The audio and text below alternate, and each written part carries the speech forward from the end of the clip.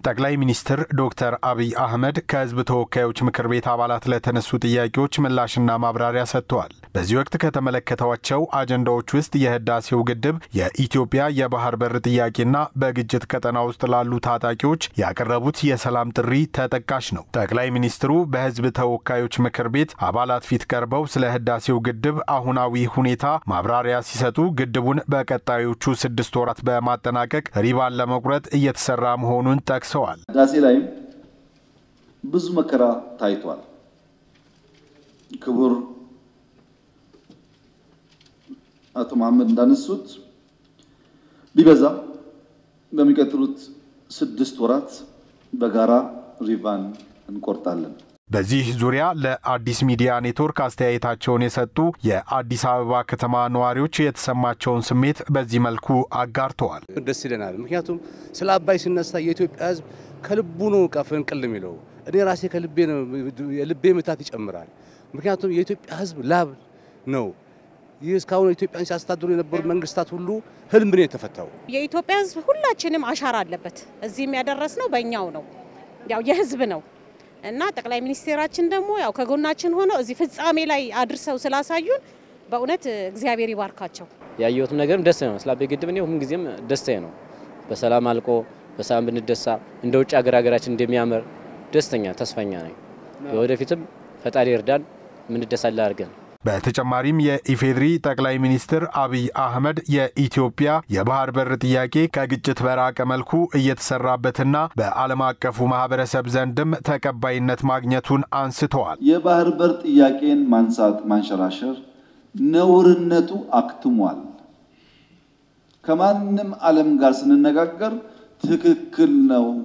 በዓለም ላይ የናንተን ያክል ቁጥር ኖሮት ትልቅ ሀገር ሆኖ የባህር አክሰስ የሌለው ሀገር የለም። ነገር ግን በንግግርና በውይይት በሰጡ መቀበል መርህ መሆን አለበት።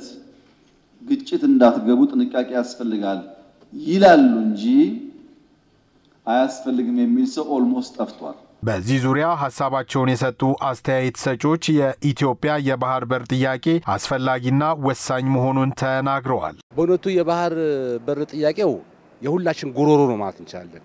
ጉሮሮአችን አለኝታችን መከታችን ውል መግቢያችንና ኢኮኖሚያችን ነው። የባህር በር አንድ ሀገር ሳይኖራት መኖር ማለት ሀገር አያሰኝም። እንደ ሀገር ያስፈልገናል። የባህር በር ግድ ነው ለሀገራችን እና እግዚአብሔር ደግሞ ይርዳንና በሰላም ሁሉን ነገር ምንም ነገር ሳይሆን በሰላም ተፈጽሞ የምናይ ያድርገን።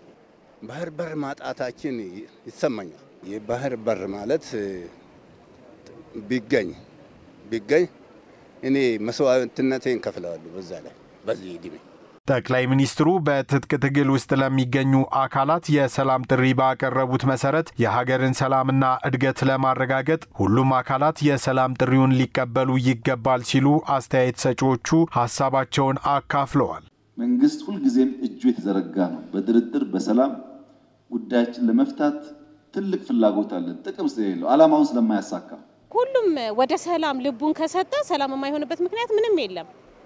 ውስጣችን ያለውን ነገር ወደ ጎን ትተን ወደ ሰላሙ ልባችን ይሄ አይምሮአችን ነው ማለት ለክፋ ካልተነሳሳ ሁሉም ሰላምን የሚያስብ ከሆነ ወደ ሰላም ማንደርስበት ምንም ምክንያት የለም። የጀመርነውንም ብልጽግና ሀገራችን እየበለጸገች ያያየን ነው። ፍጻሜዋን ያሳያል። ወንድም ከወንድም እንዴት ይዋጋል? እኮ የውጭ ጠላት እኮ የለብንም። እርስ በርሳችን ነው። የፖለቲካ እንትን ውጊያ ነው መሆን የለበትም። ይሄ ኋላ ቀር ነገር ነው። ወደ ልማት መዞር ያለበት ሁላችን ወደ ልማት ማሰብ ያለብን። ከጀምሮ እስኪያልቅ እንዴት ነው ውጊያ እቺን ሀገር የሚያጣት? ለምን ነው ውጊያ የሚባል ነገር የማይጠፋው?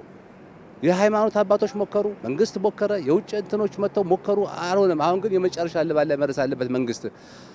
አንዱን ካንዱ ማስታረቅ አለበት። አንዱ ካንዱ የሚጠይቀውን ጥያቄ መሆን የሚገባውን ነገር ማድረግ አለበት። ማይሆን ነበር አይሆንም ብሎ በመተማመን በመወያየት በመነጋገር መፈታት የሚችል ነገር ነው። ሰላም ለሀገራችን በጣም ወሳኝ የሆነ ነገር ነው።